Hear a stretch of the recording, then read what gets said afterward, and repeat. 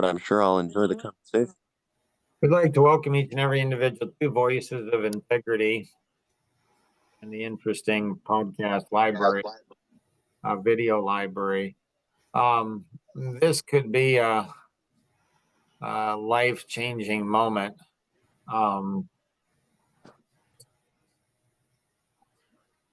But my guess is it probably won't for you guys.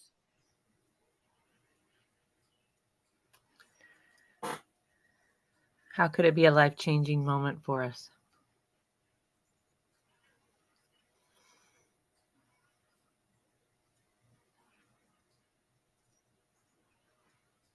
Maybe see things that you guys can't see.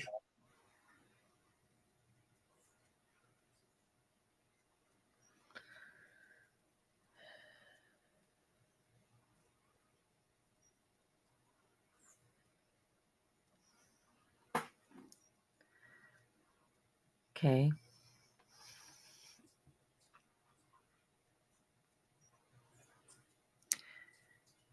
Why don't you think, Luke, that that video has anything to do with you?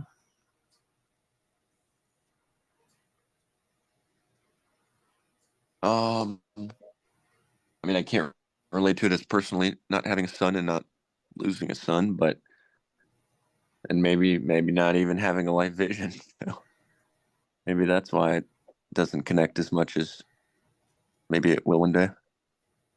So 1 to 10, how much do you think you want to get married? Probably 9. And so I was having at a coffee connection with Dave Libby, and I said, like, I'm trying to figure out, what does every woman want most from her husband?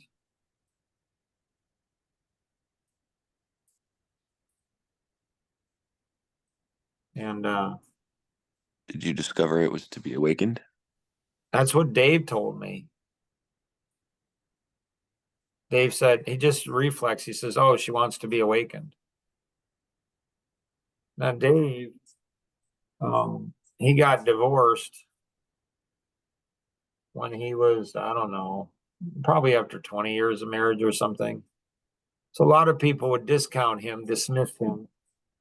The cynics in the room would say, well, what does he know? And he got divorced. And so, but as soon as he said it, I'm like, that is exactly what a wife wants from a husband. So I think I've shared in previous, podcasts about, I was played basketball when I lived in one of the suburbs of Chicago. I was playing basketball like 2-3 times a week. And once I was walking up, and there's this young, attractive mother.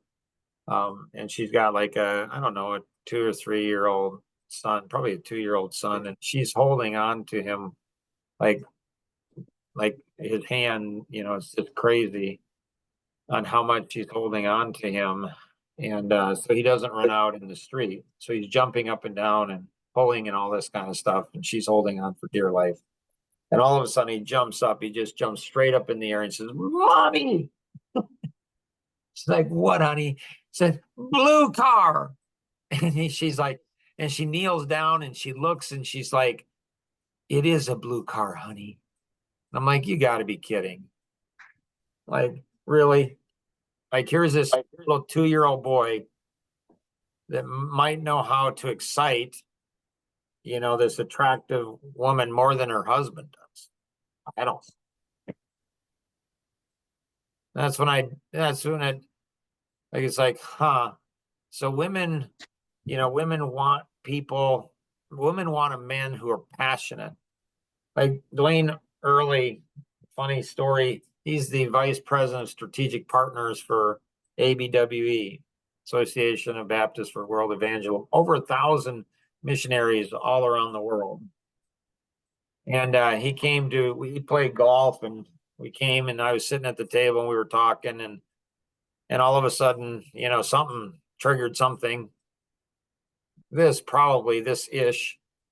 Well, no, it was a whole bunch. And then so all of a sudden tears started flowing down my face. And I'm like, he's like, are those tears real, Mark? The tears stopped. I just looked at him and said, really? And I'm thinking, you idiot. You're just an idiot. You're just so stupid. That's what I thought. Didn't tell him that.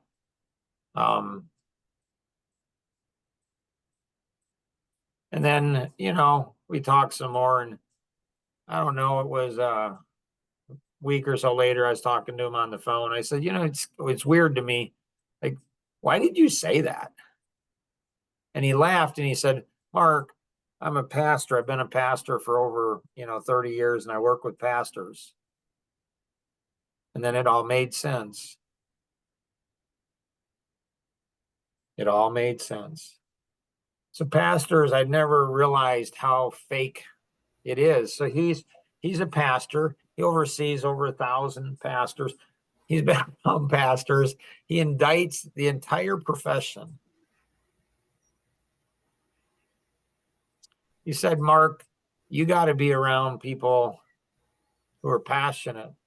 I said, about what? He said, it doesn't matter. He said, you are probably one of the most, if not the most passionate person I've ever met in my life. He said, in 20 minutes, we were, at the table here talking.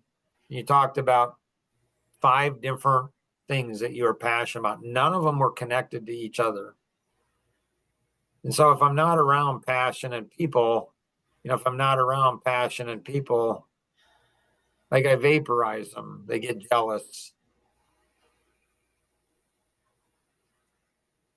Especially the Christian white male over 50.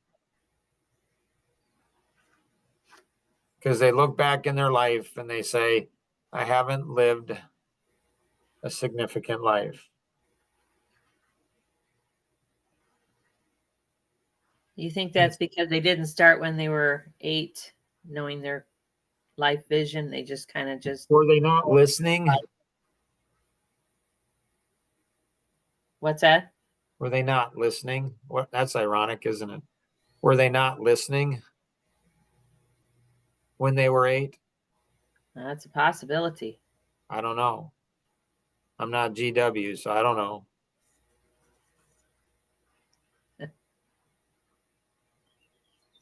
Is there a chance God just didn't tell them what he told you? Well, that's what they want to believe, right? That's their default. That's their reflex. They don't want to think they're not listening.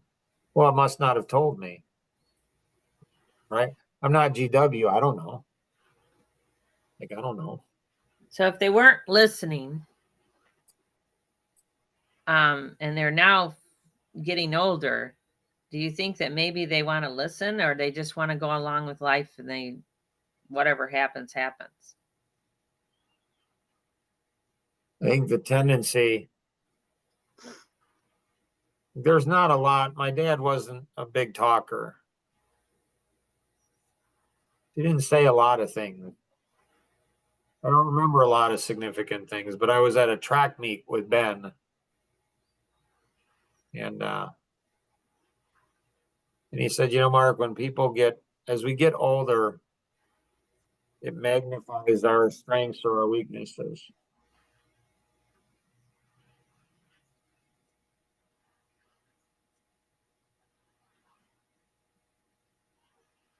So I could see that. That sounds kind of wise. Yeah, I thought so. I'm like, wow. I'm like, whoa. He also said something really interesting at another track meet. My dad didn't go to many of our kids' stuff. Shoot, he didn't even go to the baptism of 3. Wasn't going to go to the baptism of 3 of our kids. It's like, really? Like mom and dad? That's weird. But he said something else. He said a prophet goes ahead and not only has to be accurate with what they're saying, But they have to have the timing right too. So there's natural laws that govern the universe. If we understand these natural laws, I believe that we can affect things, significant things, literally life and death. So people want to go ahead and feel significant. They just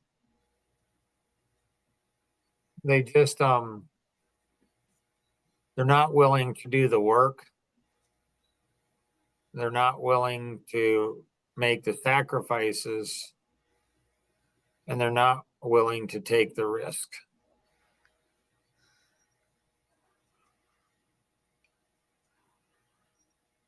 Uncle there's- Mark, are you doing all right? You sound a little less energetic than normal. I'm a little concerned for you. Okay. Tell me more if you would be willing. So like there's a future, and so a driver personality will tend to be able to see the future. My mom, she could see the future. It's not mystical, I don't think. It's just like the analytic gets so stuck in the details that they can't see the big picture. The amiable is so sensitive to their own feelings mostly, and other people who feel like they feel mostly, that they can't go ahead and see the big picture. And the expressive has so many things in living in the moment. The analytic focuses on the past, the amiable, the short term and immediate, and the expressive, the immediate. The driver doesn't have these three things. So this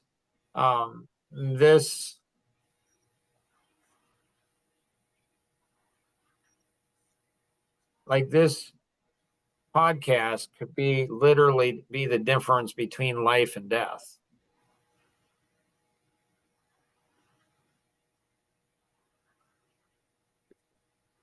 Sorry Right. to sidetrack, but your mom, my grandma, was she mostly a driver? He was driver, yeah, driver amiable. Yep. Okay. Yep.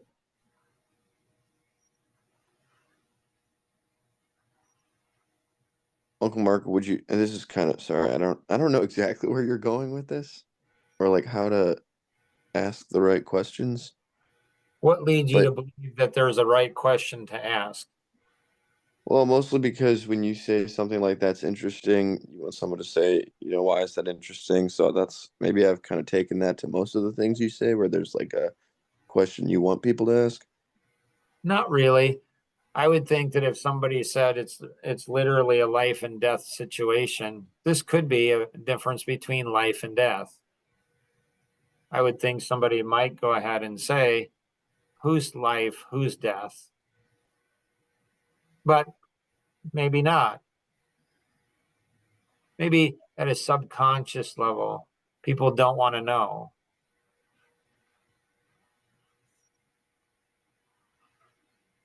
Hmm. Which is fine. It's just if it happens, if it happens, then the other three go like, whoa, didn't see that coming. And I guess that's better than seeing it coming and not being able to do anything about it. Or seeing it coming and being too lazy to do something about it. I don't think I've ever met anybody that has ever acknowledged that. Well, you've been telling me about it for a while now. I'm telling you about what? People that don't have what it takes to change or Right, kind of create the life they're trying to create. So right. So round and round, Mark's life or Mark's mind goes. Where it stops, No one nobody knows. knows. Nobody knows. Melissa, anything you'd like to accomplish, or Jason? It's just me, and two very loud girls. So, no, I was just hopping on to try and learn something new each week. I don't know. Rosanna, what would you like to accomplish? So if you don't have a life vision, or you don't think you have a life vision, and you're coming to the point in your life where you're like, what have I done with my life? The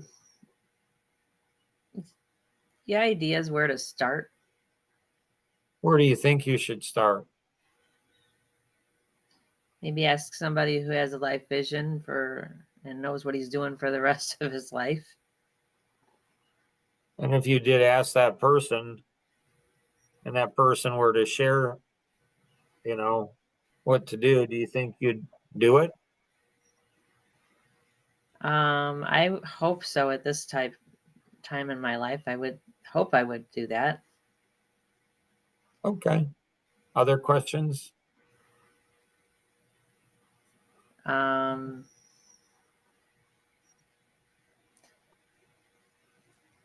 What do you think I should do? Well, I would do the passion circle. Now, if inside your brain you say, but I've done that before and it hasn't worked, then if Yeah. you looked at 10X, you'd be a DBL Yeah. B.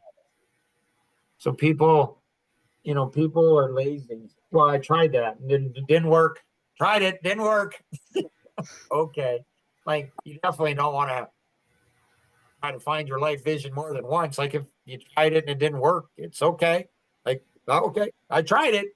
Stand before my creator someday, and it's like, this is what I put you on the planet to do. Did you do it? Well, I didn't know that that's what I was supposed to do. And your creator is going to say, oh, okay. I thought you knew, but you didn't know. So it's okay. Good Baptist. Good Baptist. Yeah. Well, I tried it once. Like, did you do the circle? That took 30 years to figure that out. Did you do that? I did. And it didn't work. So you gave up? Uh-huh. Because it didn't work once? Uh-huh. So the meaning and purpose of life, discovering your life vision, I think, is a lot easier than living. Yeah. And I think people don't want to discover their life vision because they're afraid. Because they don't understand perfect love, because perfect love casts out all fear. They don't understand that without faith, it's impossible to please God. So the opposite of faith is going to be fear. Opposite of fear is going to be faith. And so if we don't have faith, so it's like, I think subconsciously people don't want to work. They don't want to take risk, and they don't want to make sacrifices. So they become afraid, and then they don't do anything. They don't do anything. Yep. Okay. So people say, I want to live a significant life. Do you?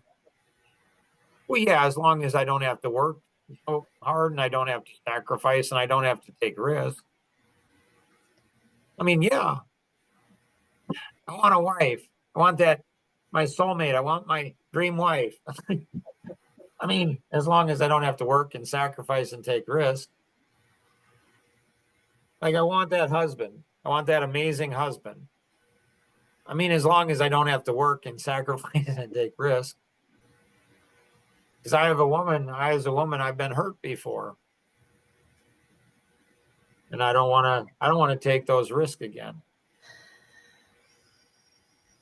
And so, as a man, I've been hurt before, and I don't want to take those risks.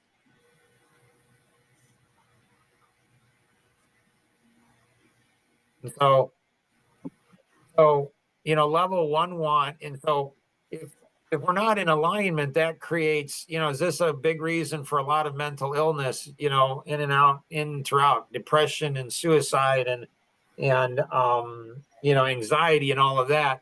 Because I say I want something, but I'm not willing to do the work. I'm not willing to make the sacrifices. I'm not willing to take the risk. So level two is I want it if a little work is required. I mean, if there's a little work, level three is I want it if hard work, I'm willing to work hard to get what I say I want.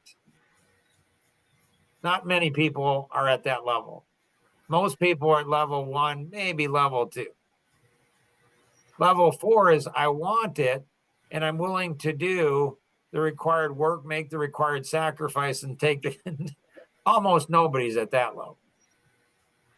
And level five is I want it, will have it regardless of what's required, i.e. my life vision. Like I'm willing to pay whatever price it is to do what I have been put on this planet to do. If you're blacking out right now, it's okay. Like in Ford versus Ferrari, that video clip is awesome. Like it's about the time that the inexperienced, the unseasoned will soil their pants, like when he's in the car, and he's just like, so if you're blacking out now, it's okay. I get it. Uncle Mark, can I ask a question? I know you don't like it when I say that, but I want to interrupt. No, the way to properly interrupt is ask a question. That's a polite way to interrupt. And so for sure, just ask the question. Okay, so is there a possibility that there's a step in there, and maybe not even a step, but a little detail of like for the amiable, it's my understanding that they like to know, and let's say amiable analytic, they like to know a lot of the details before they commit to something and like basically what the plan is.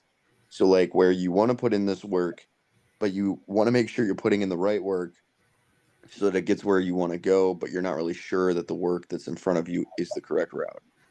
So I just want to make sure I'm hearing what you're saying. Yeah. Okay.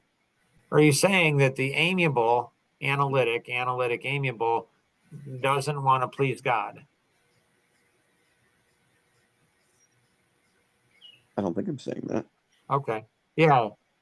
Are you saying that the analytic amiable wants to understand what the results is going to be before they go ahead and put the work in?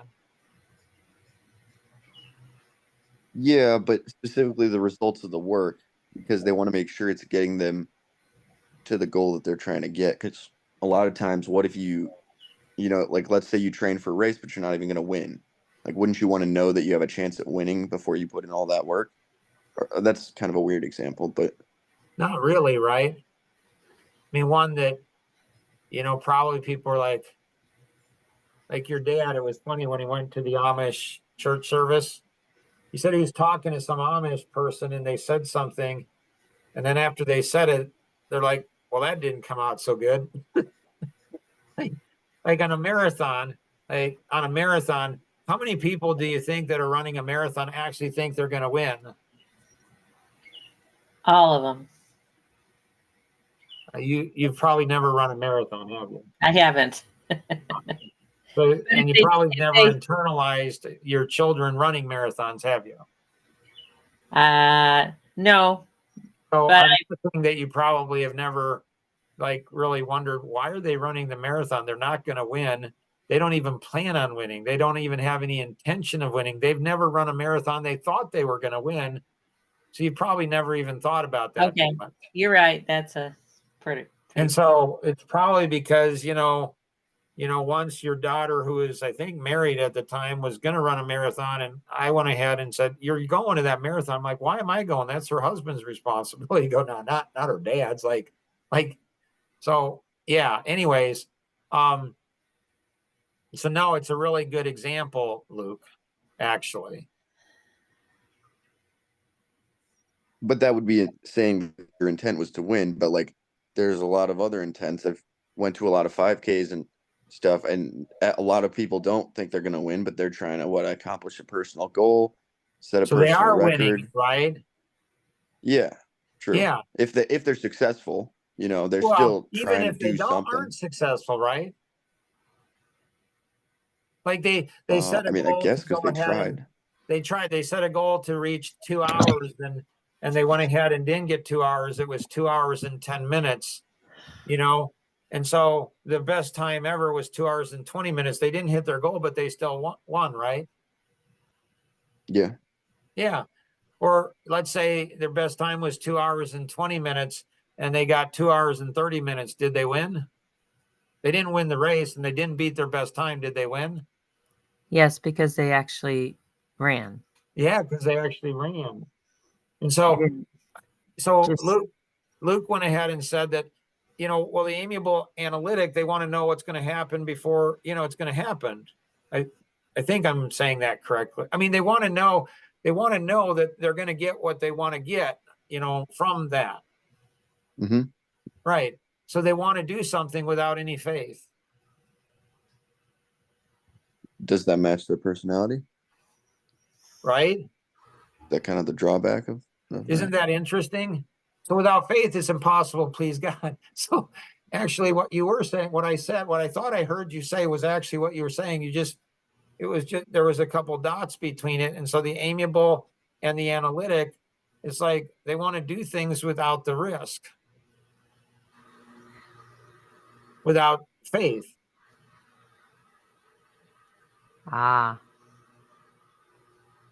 So what they don't understand. So what they're doing is they're going forward based on their mind or their emotions. And so when you go forward based on your mind and emotion, there's no faith because you think it's going to work out for you. And when it doesn't work out for you, well, then a whole bunch of other stuff comes in, but you're not pleasing God. I mean, without faith, it's impossible to please God. So when you look at that passage, it's like, so if I don't have faith, I'm not pleasing God. Wow, that's interesting. And the amiable doesn't think that. The amiable thinks they're the most pleaser of God of all the personalities because everybody tells them how nice they are. Why they're so nice. Like, you're such a nice person. And so they actually buy into their press releases. They actually buy into, all of that. So if you think this podcast was interesting, wait until you get to the next one, because the next one, somebody might be curious enough. I doubt it, but you never know, right? Somebody might be curious enough to say, who's going to die? But nobody wants to know because people don't think there's anything they can do about it. And so if you have any questions, connect with the individual who invites you to participate in today's session, or you can call toll free 888-230-2300 outside the U.S. 630-393-9909. Definitely, you think like the next one, video number 18, this one is going to just rock your life. It'll absolutely blow your mind. When you watch it, you might not, but if you come to the podcast to discuss it, it'll change everything on how you see yourself. And it will change how you see everyone else. So always remember, share this with 2 other people. Always remember we can accomplish so much more together than we ever could on our own. Have an amazing day. Bye-bye.